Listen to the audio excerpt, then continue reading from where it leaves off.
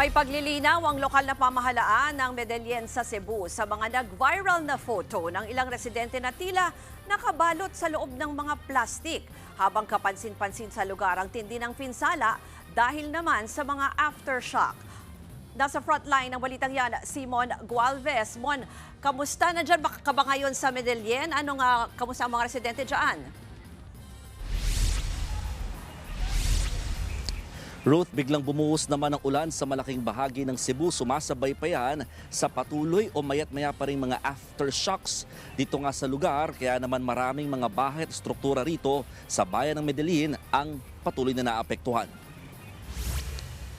Nagkadurog-durog ang mga poste at pader ng maraming bahay sa barangay Lamintac Sur. Ang ilang tirahan dito, literal na napadapa ng malakas na lindol. Habang kapansin-pansin din ang mahahaba at malalaking bitak na iniwan ng pagyanig. Wala nang tao ngayon sa mga naturang bahay. Pero kwento ng mga kapitbahay, mas dumarami raw yung pinsala tuwing tumatama ang malalakas na aftershock gaya ng magnitude 5.1 kaninang umaga. Nakaburol na rin dito ang 2 sa 14 na nasawi dahil sa malakas na lindol. Kasama rin sa bilang na yan ang 2 namatay nitong mga nakaraang araw lamang habang nasa ospital.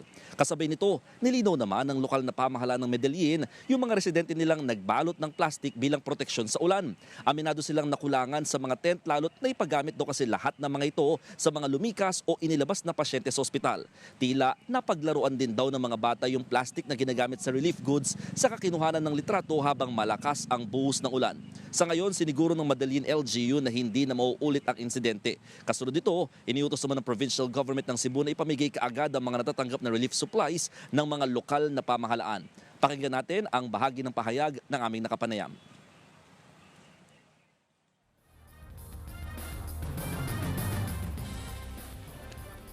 Go ahead, Mon.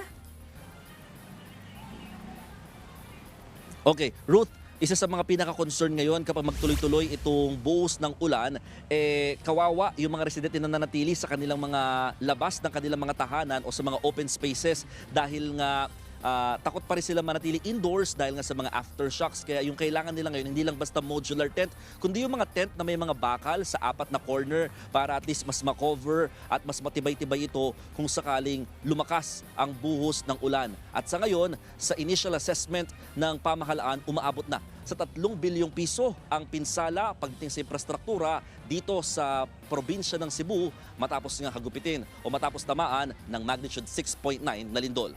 Balik sa iyo, Ruth. Mon, gusto ko lang balikan yung sinasabi na nag-viral no, na pictures kasi 'di ba yung mga initial reports medyo maraming kumalat na ganyan, yung iba nasa bundok pa. So ang storya talaga diyan ay hindi naman talaga sila parang kumbaga magdamag na nandun sa loob ng plastic ano at diyan parang kumbaga natulog na lang ng ganun yung kanilang posisyon. Oo, hindi, Ruth, no. So, ito mga bata ito mga bata raw ito, sabi ng Medellin LGU na pinapasok doon sa or nilagyan ng plastic, no, yung transparent plastic na ginagamit sa mga relief goods para nga makover ng ulan, pero hindi naman daw ito tumagal ng ilang oras o kalahating oras, no. Kaya naman ito yung napicturean lamang at na-post sa social media kaya bigla daw napag-usapan, pero siniguro naman ng Medellin LGU na hindi na daw mangyayari pa yung ganitong insidente dahil hindi rin katanggap-tanggap para sa kanila na makita raw ang kanilang mga kababayan sa ganong klaseng sitwasyon. Ruth.